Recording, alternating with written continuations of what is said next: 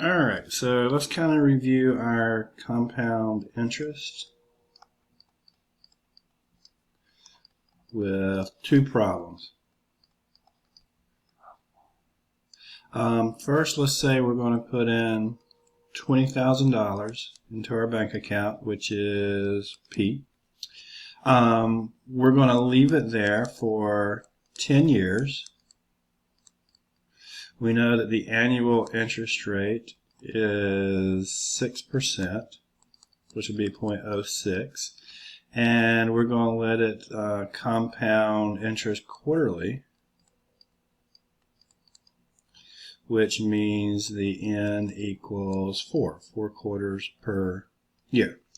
So remembering the formula is A of t equals P times 1 plus R over N raised to the N times T power.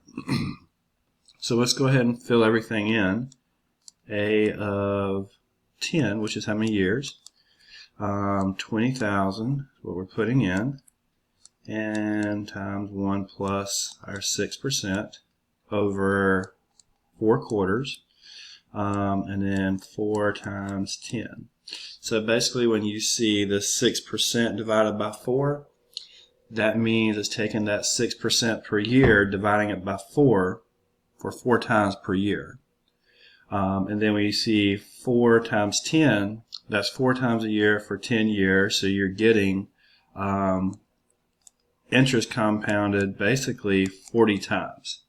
So we're going to put that in our calculator, so I'm going to pause it and you take a moment to put it in and you pause it as well, and we'll see what we get. So the number my calculator gets, and make sure you get this, $36,280.37.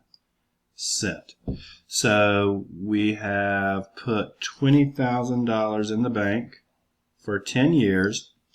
They're calculating our interest 4 times per year at a rate of 6% per year. So this is what we get, $36,000, okay, which is pretty good.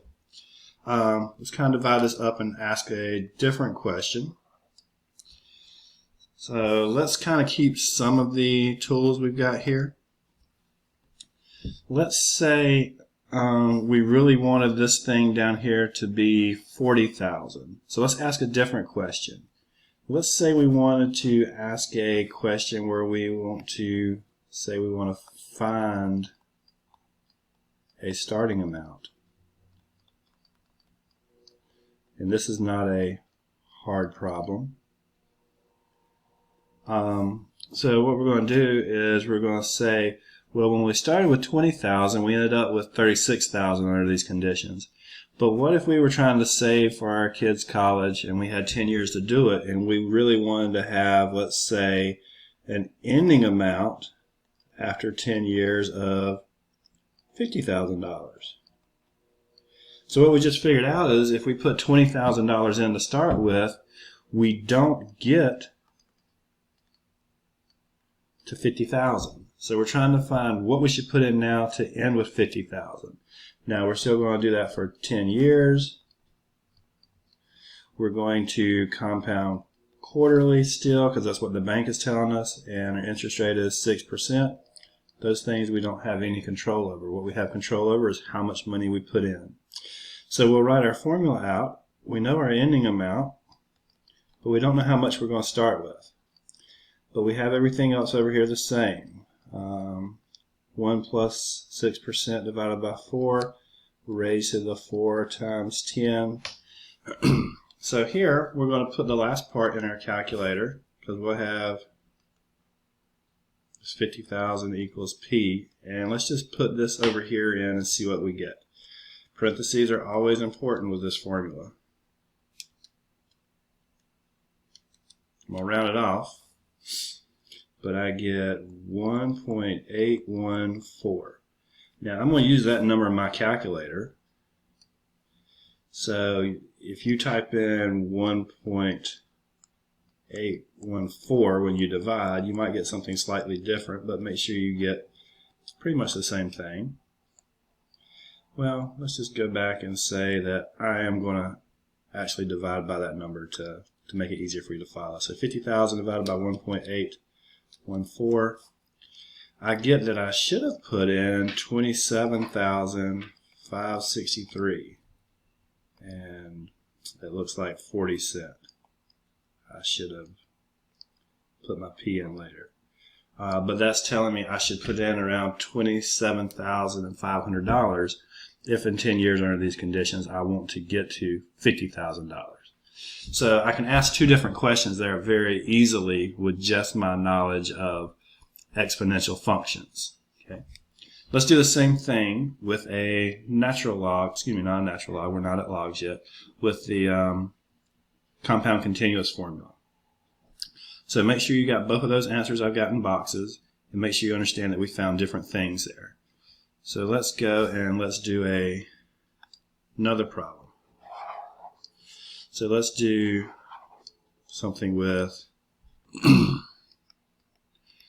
continuous interest, just so you get more practice. So let's use some of the same information. Let's start with $20,000.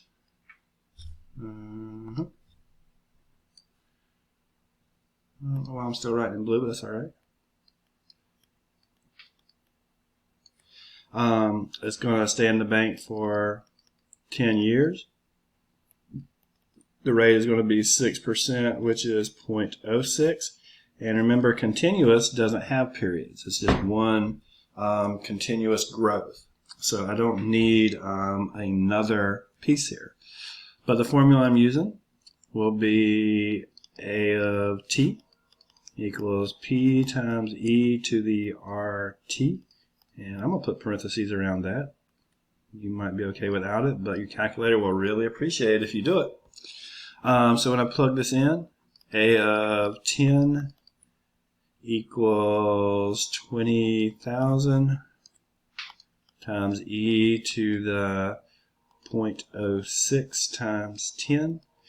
So let's make sure we put this in the calculator right. If you need help getting the answer I get, contact me. Every calculator is a little bit different. Let me know what type of calculator you're using. Maybe send me a picture, and we'll see what we have. If I've done this correctly, which is always an issue with calculators, I get $36,442.38. So let's just take a moment and compare that to the answer we got a moment ago. So under continuous growth platform here, we got 36,442. Under the quarterly growth, we got 36,280. So I mean, over 10 years, that is $160, which may seem somewhat insignificant. But if you had a larger interest rate, or we're leaving it in for a longer period of time, or you start with a lot more money, that could be a really big deal. So let's do a similar problem where we now find the starting amount.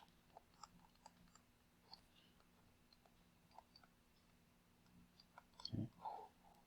So that means once again, I'll take the same scenario. We're going to try and end with, in 10 years, $50,000.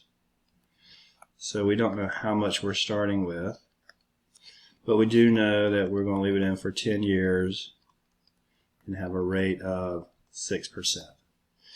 So $50,000 equals, we don't know P, but it's e to the 0.06 times 10.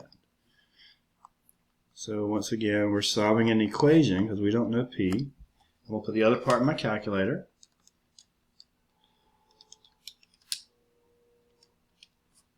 So let's see. This is similar to the number we got before, so that's why decimal places are pretty important. 1.822. How many decimal places did I keep last time just to be safe? I kept 3, so that's what we'll keep. We will go ahead and we'll divide by that decimal because we're trying to get P by itself.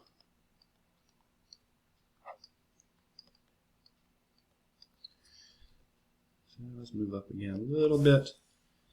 And in the end here, I made the mistake of writing my P first, so let's see.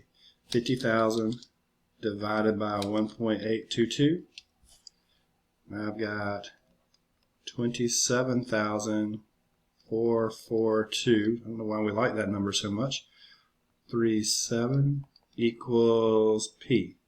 So in this case, under continuous interest, I needed 27,442 to make it to the 50,000 in 10 years, where I needed about $120 more under the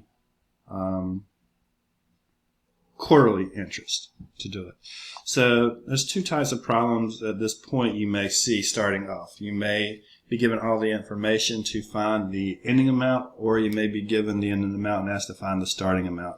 But in general, in all these problems, you'll be given everything that is kind of associated with the exponential part, which is the rate, the time, and the number of periods, the compounds, if needed. All right. Thank you.